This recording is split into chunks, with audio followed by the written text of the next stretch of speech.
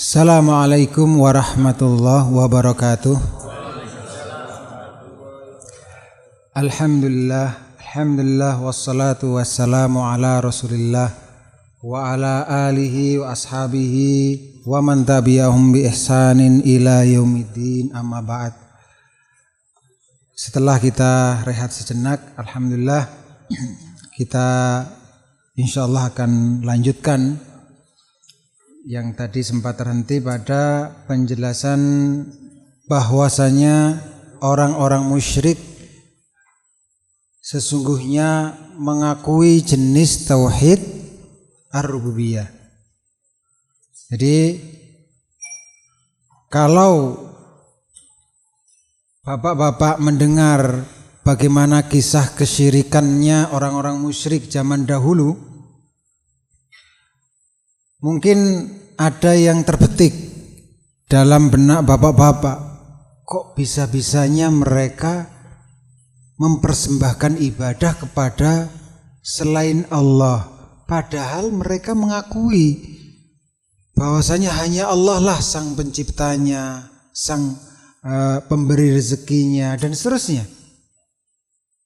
Tapi kok menyembahnya kepada selain Allah? Nah, ini akan dijelaskan insyaallah pada keterangan selanjutnya nantinya.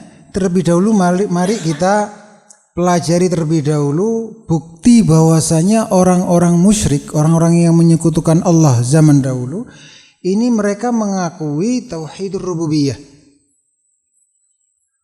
Walaupun tidak masuk akal sehat, mereka kok mengakui tauhidur rububiyah lalu tidak menyembah Allah dengan mentauhidkannya, malah justru musyrik, melakukan kesyirikan. Dalilnya bahwasanya mereka mentauhidkan Allah dalam rububiyah adalah dalam surat Al-Mu'minun. Allah Ta'ala berfirman, Qul mar rabbus samawati sab'i wa rabbul arshil azim sayaquluna lillah Qul afala tattaqun. Qul katakan, man rabbus samawati sab'i wa rabbul arshil azim, siapakah Tuhan langit-langit yang ada 7 dan Tuhan al-arshul azim? Sayaquluna lillah,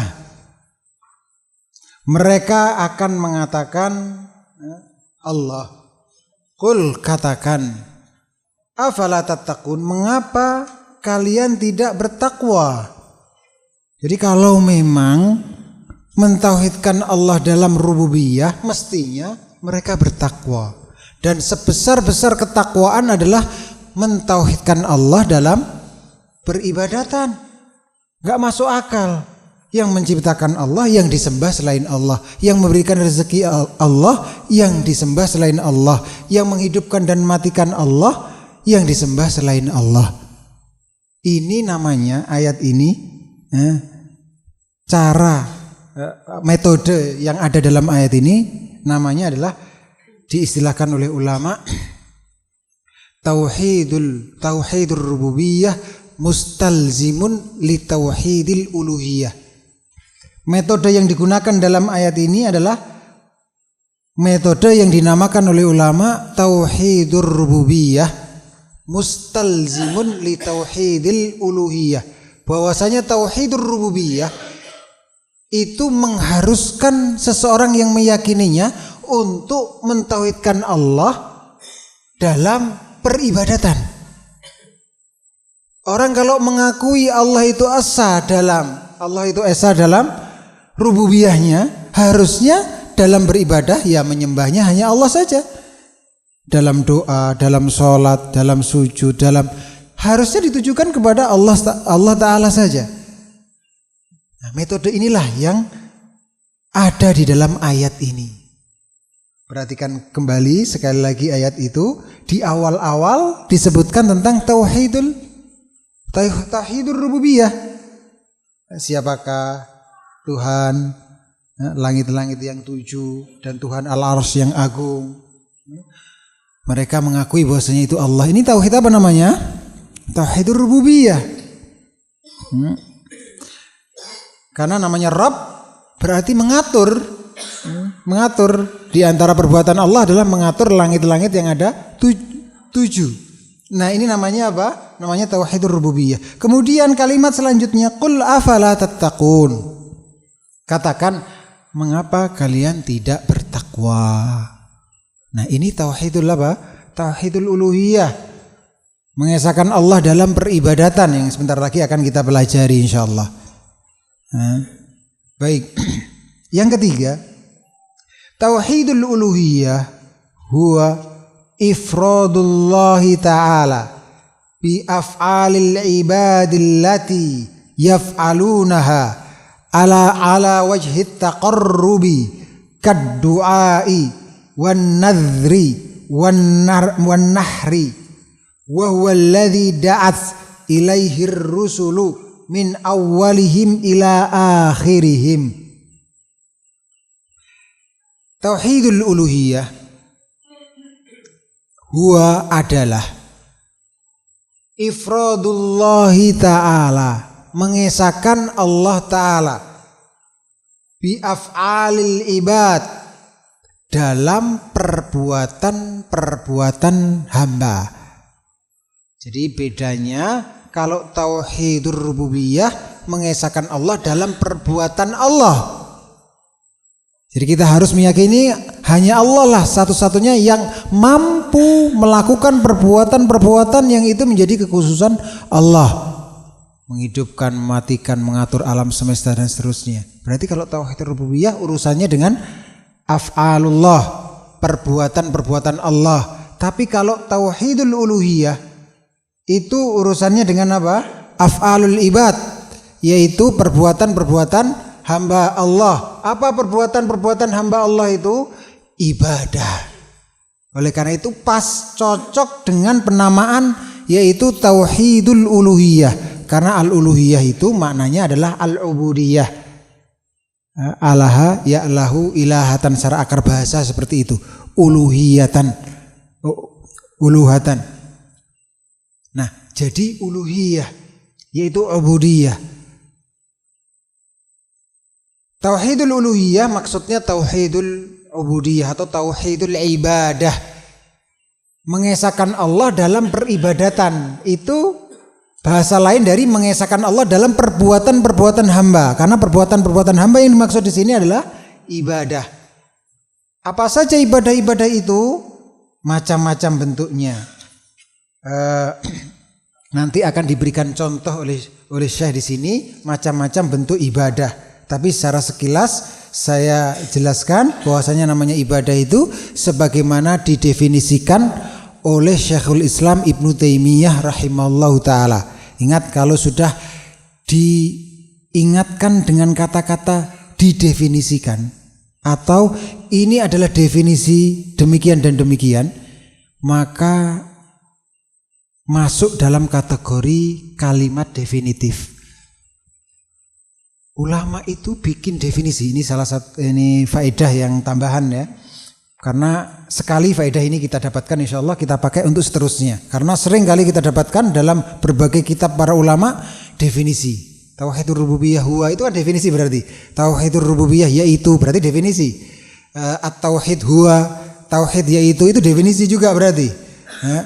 Nah, sedikit faedah ilmiah yang menarik tentang masalah definisi. Namanya definisi itu sesuai dengan namanya definisi, yaitu kalimatnya sifatnya definitif. Kalimat ta'rifiyah. Kalimat definitif itu apa? Ciri khasnya jami' mani'. Mengumpulkan dan membatasi, memberikan pagar. Yang masuk dalam yang dimaksud nggak bisa keluar, dan yang bukan yang dimaksud nggak bisa masuk. Itu namanya kalimat definitif. Jadi harus bisa kalimat definitif itu membedakan antara yang masuk dengan yang di luar. Kalau definisi tauhid harus bisa membedakan antara tauhid dan syirik, seperti itu. Jadi tidak mudah bikin definisi. Alhamdulillah Allah Ta'ala telah memudahkan kita untuk langsung terima jadi Banyak definisi yang sudah dicetuskan oleh para ulama setelah memperhatikan dalil-dalilnya. Kita enak tinggal belajar, tinggal menghafal. Nah, definisi ibadah adalah ismun jami'un likulli ma yuhibbullah wa yardah minal aqwali wal a'mali al-batinah wal zahirah. Syekhul Islam dalam kitabnya Al-Ubudiyah menyatakan namanya ibadah setelah diteliti dari dalil-dalilnya, kemudian beliau menyimpulkan namanya ibadah itu adalah ismun jami'un, sebuah istilah yang mencakup, yang universal, menyeluruh, mencakup likulli ma yuhibbullah, mencakup seluruh apa yang dicintai oleh Allah, wa yardah, dan diridhai oleh Allah. Ismun jami'un likulli ma yuhibbullah, sebuah istilah yang menyeluruh, yang mencakup seluruh apa yang dicintai dan diridhai oleh Allah. Minal aqwali wal a'mal, baik berupa ucapan maupun perbuatan. Al-batinah wal zahirah, yang batin maupun yang zahir, hati maupun anggota tubuh yang lahiriah.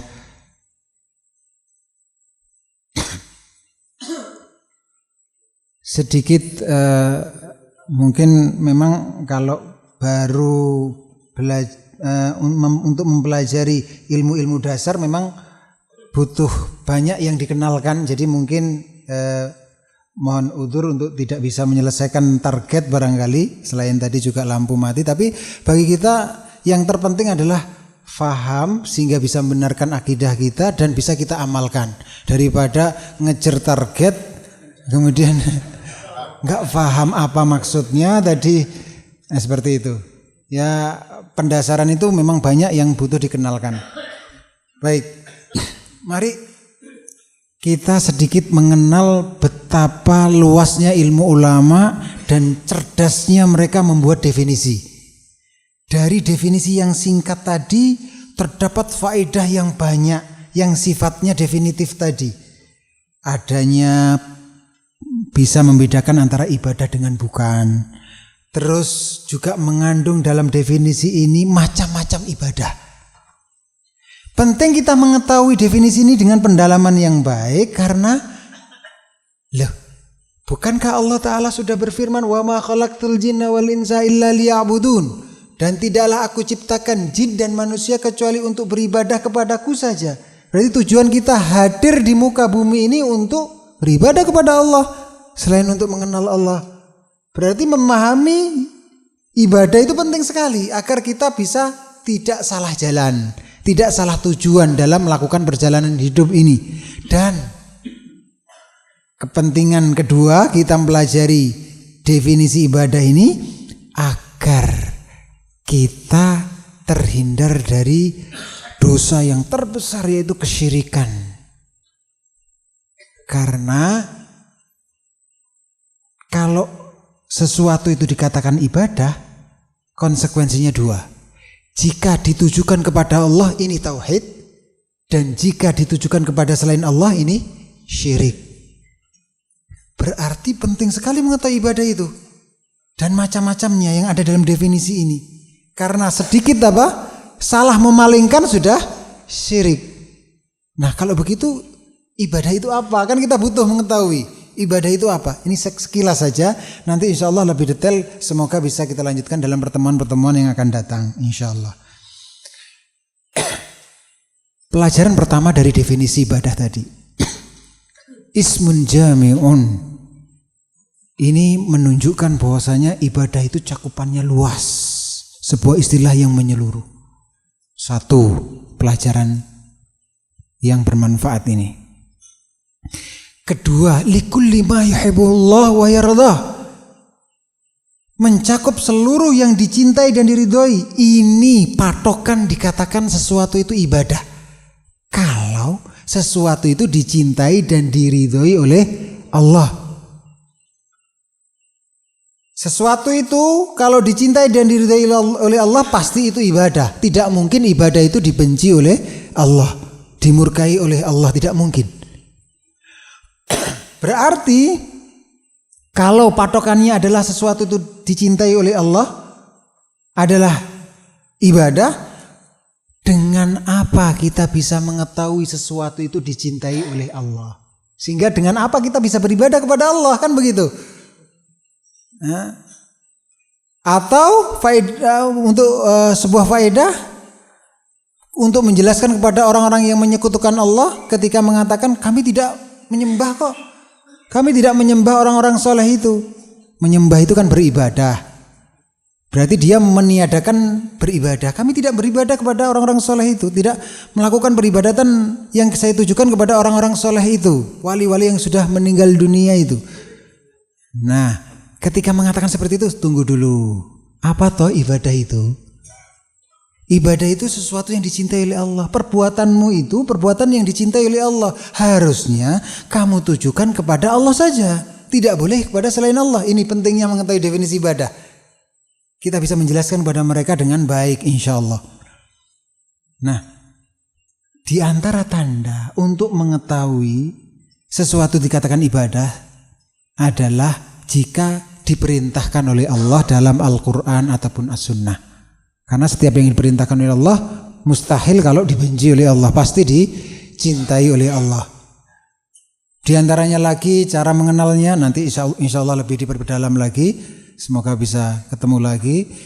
Ini pelakunya dipuji oleh Allah dalam wahyunya, yaitu baik dalam Al-Quran maupun dalam As-Sunnah, dalam Al-Hadis dan yang lainnya. Dari apa? Dari tanda sesuatu itu dikatakan ibadah.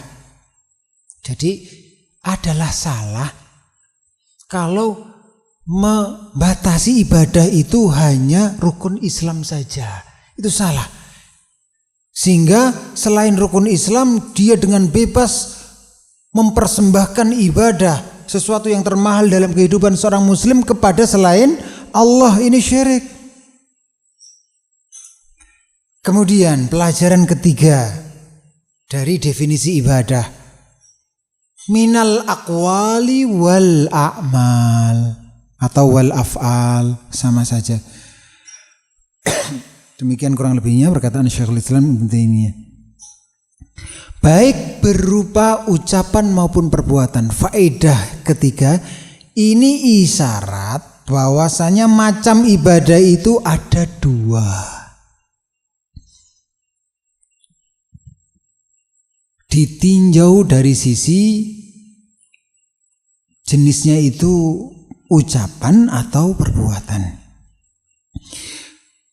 Al-batinah wa zahirah, ini isyarat bahwasanya menunjukkan macam ibadah juga, tapi ditinjau dari sisi lain.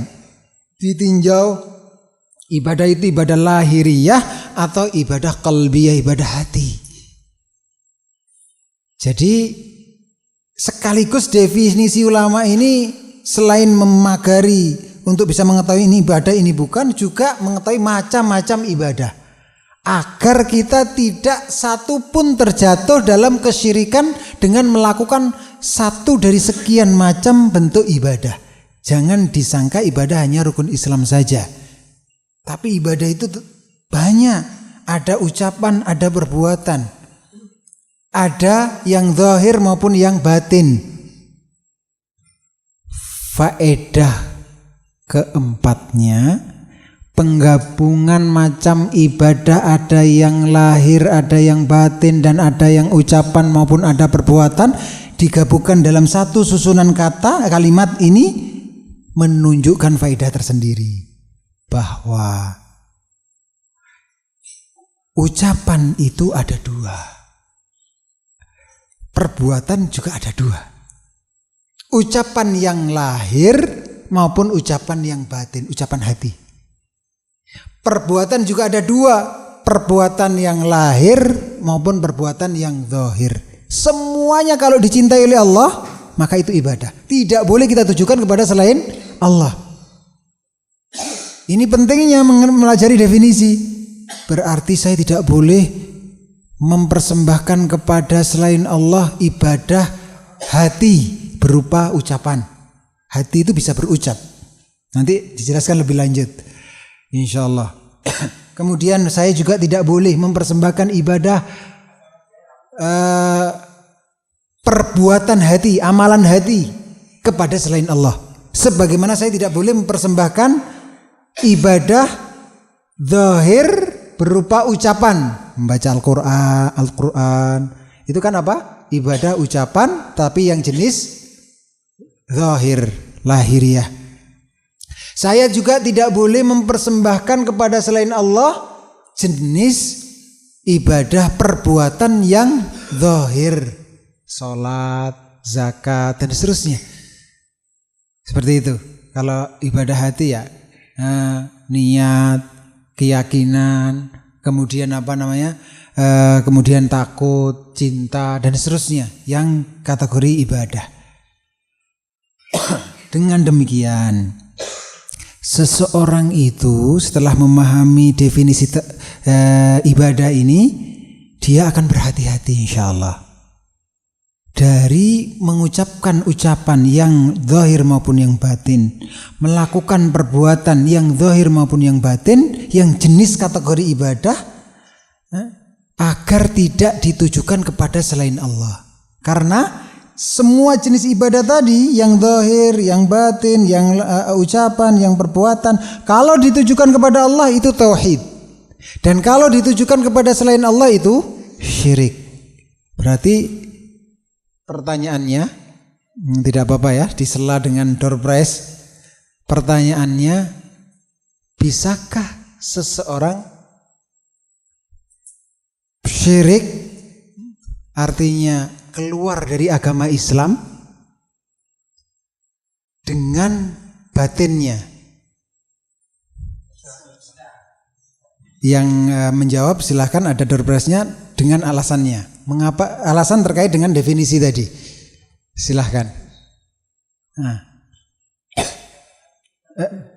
Enggak bisa atau tidak?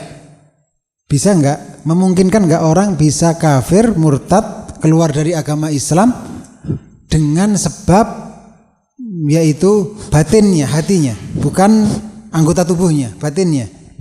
Anggota tubuhnya diam ini, dia diam di rumah, misalnya. Nah, dia tidak keluar aktivitas keluar rumah, tapi bisa kafir murtad. Bisa tidak? Bisa. Apa alasannya kalau dihubungkan dengan definisi ibadah ini?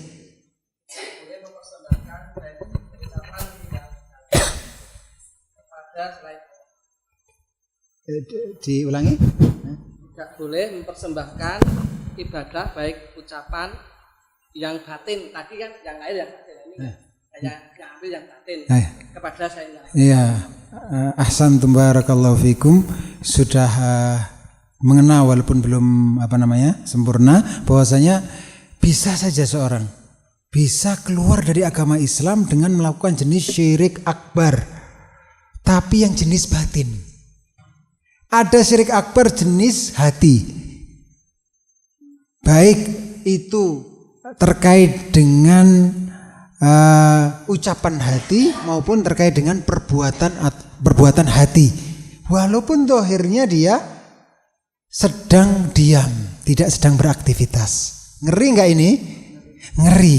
Maka mari kita pelajari lebih lanjut apa saja macam-macam ibadah yang harus kita tujukan kepada Allah saja. Tidak boleh kita tujukan kepada selain Allah. Saya beri contoh satu saja agar semakin menambah kerinduan untuk thalabul ilm, menuntut ilmu. Ternyata masih banyak yang barangkali belum kita ketahui. Jenis ibadah takut.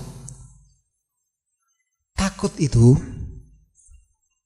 walaupun orangnya itu diam di rumah, tapi kalau mempersembahkan ibadah takut kepada selain Allah dengan jenis takut yang sampai tataran ibadah, karena ada takut yang bukan ibadah. Seperti takut kepada ular, takut terjatuh dari sepeda motor, itu takut yang tabiat. Nah, itu bukan ibadah. Yang saya maksud adalah takut yang jenis ibadah.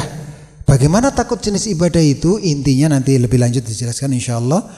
Intinya adalah takut terhadap selain Allah, tahu-tahu tanpa sebab menimpakan suatu musibah kepada kita, kepada manusia. Tahu-tahu lumpuh ini, tahu-tahu mandul ini, tahu-tahu mati itu, tahu-tahu seret rezekinya, tahu-tahu bangkrut, tahu-tahu lumpuh dan sebagainya.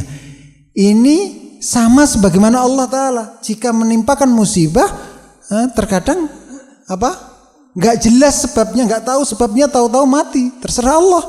Mau baru lahir bayi terus terkena musibah penyakit yang parah mati, terserah Allah. Atau tanpa sebab sedikit pun langsung mati, terserah Allah.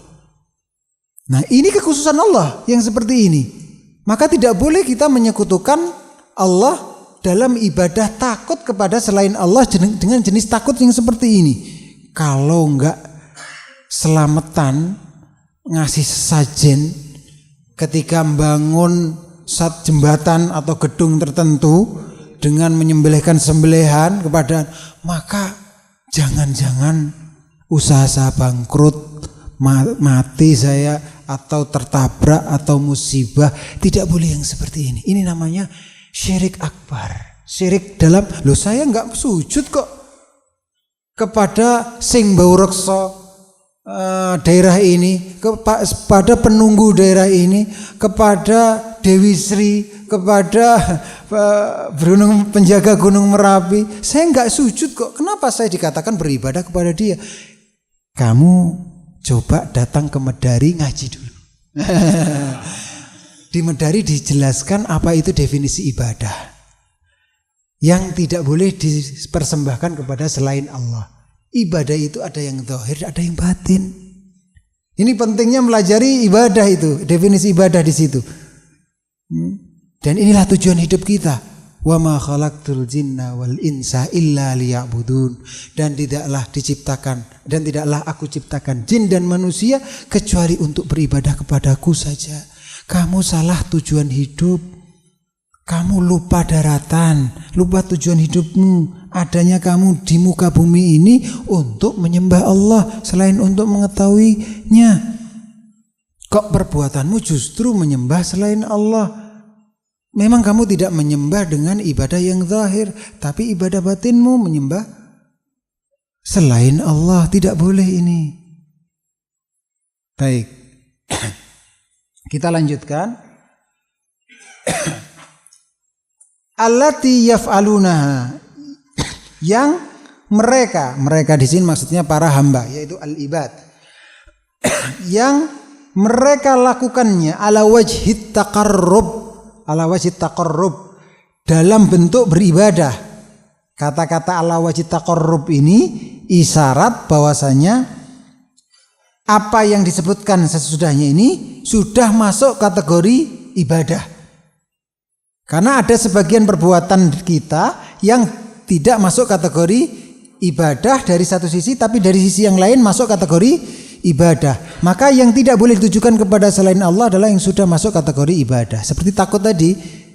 Takut tadi ada yang dari satu sisi takut yang tabiat, tapi dari sisi yang lain takut yang ibadah, yang ini haknya Allah untuk dipersembahkan kepadanya jenis ibadah ini.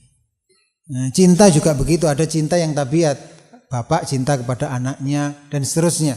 Tapi ada cinta yang ibadah. Nah, ini ada batasan-batasannya nanti insyaallah kan sampai wa walladzi kadduai, seperti contohnya berdoa. Ini masuk kategori ibadah. An-nadhr, bernadar. Nanti kalau sampai pada saatnya akan saya jelaskan apa definisi nadar.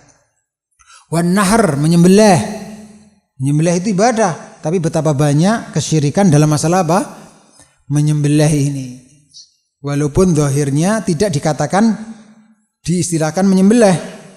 Mereka istilahkan dengan istilah-istilah yang macam-macam.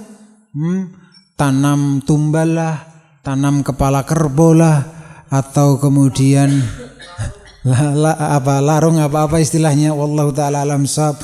Nah itu, kita kalau memperhatikan sebuah kasus pelanggaran syariat itu jangan dilihat dari nama. Al-ibrah bil ma'ani la bil alfaz. Ulama telah membuat kaidah bahwasanya yang menjadi patokan itu makna dan hakikat, bukan nama. Nama boleh dikatakan yaitu bisa saja, maksudnya bukan boleh berarti halal, bisa saja dikatakan apa? Dengan nama yang indah. Riba dikatakan bunga, indah, biar orang nggak lari malah tertarik. Bunga atau faedah dalam bahasa Arab ada yang memberi nama riba itu faedah. Nah, kan orang tertarik. Jangan dilihat dari situ, tapi lihat hakikatnya apa, bagaimana atau bentuknya dulu. Mau dinamakan larung, mau dinamakan sesajen, sekarang ceritakan kepadaku bentuknya seperti apa dulu. Kalau sudah memenuhi kategori ibadah, ya sudah dikatakan ini ibadah yang harus ditujukan kepada Allah saja, seperti itu. Ini membuat tumpang, kalau Ustaz Abdul Aziz itu menceritakan bahwa orang Hindu mengajarkan membuat tumpang itu sudah masuk agama Hindu. Secara kasat mata orang masuk Islam membaca syahadat asyhadu alla ilaha illallah, kalau masuk agama Hindu cukup bikin tumpang. Ya, masalah ini perlu ada penjelasannya tersendiri ya. Jadi kita tidak boleh masuk dalam ifrad dan tafrid. Ifrad itu berlebih-lebihan, tafrid itu teledor, mengurangi. Tapi harus persis sesuai dengan syariat. Ketika mengatakan ini ibadah harus ada dalilnya. Ketika mengatakan ini telah keluar dari agama Islam harus ada dalilnya.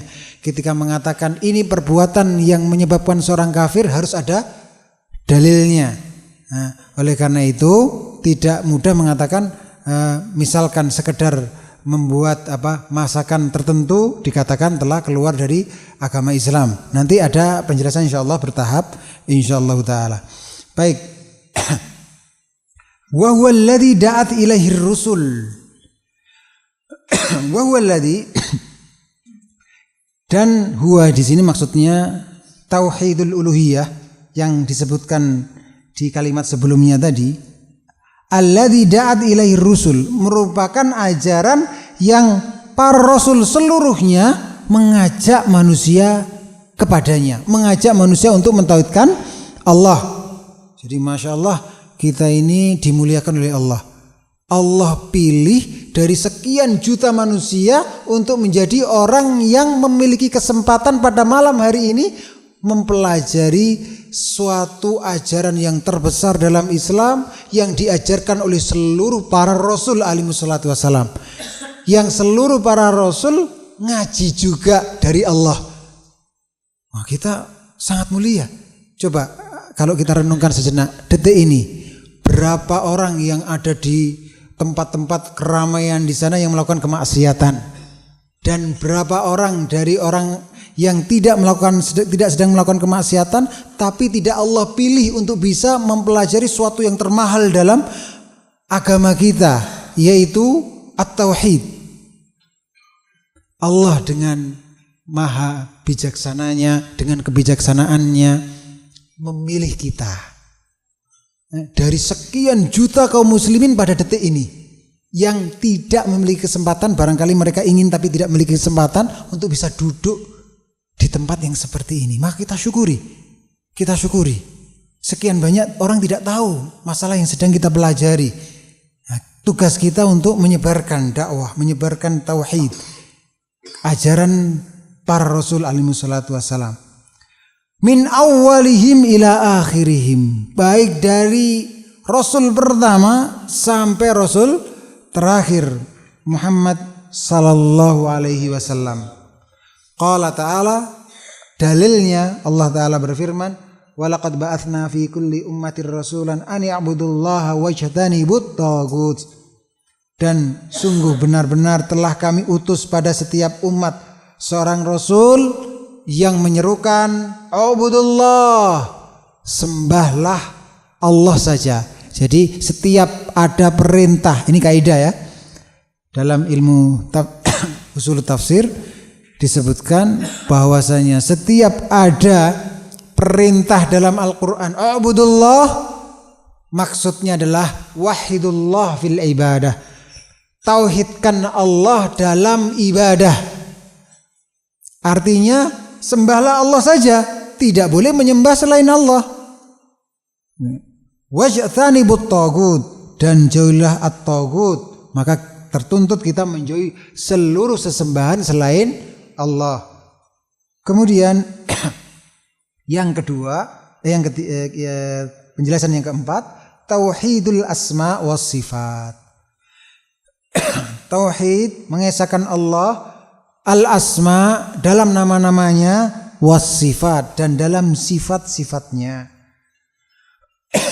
Apa definisinya? Huwa, yaitu al-imanu, beriman, bi asma'illahi, dalam nama-nama Allah, wa sifatihi, dan sifat-sifatnya, kama ja'at, sebagaimana telah ada atau telah disebutkan, fil Qur'anil azim, dalam Al-Quran yang agung, wa sunnatir rasuli sallallahu alaihi wasallam, dan sunnah Rasulullah sallallahu alaihi wasallam, maksudnya al-hadis, ala ma yaliqu billah, sesuai dengan keagungan Allah subhanahu wa ta'ala, min ghairi ta'wilin, tanpa menafsirkan dengan tafsiran yang batil, wala ta'dilin, dan tanpa menolak, wa min ghairi takyifin, dan tanpa menyebutkan atau menentukan bagaimananya sifat Allah, wala tamtsilin, dan tanpa menyamakan Allah dengan makhluk. Nah, ini dari 3 macam tauhid. Memang tauhidul asma wa sifat ini ilmu yang paling sulit. Jadi kalau bisa saya ibaratkan, matematikanya pondok pesantren itu tauhidul asma wa sifat. Jadi lebih di sana banyak kaidah-kaidah, banyak syubhat yang butuh dibantah, yang orang-orang yang tidak bertanggung jawab menyebarkan syubhat itu, yaitu kerancuan keyakinan, kesalahan keyakinan, syubhat. Kesalahan keyakinan yang rancu, yang samar.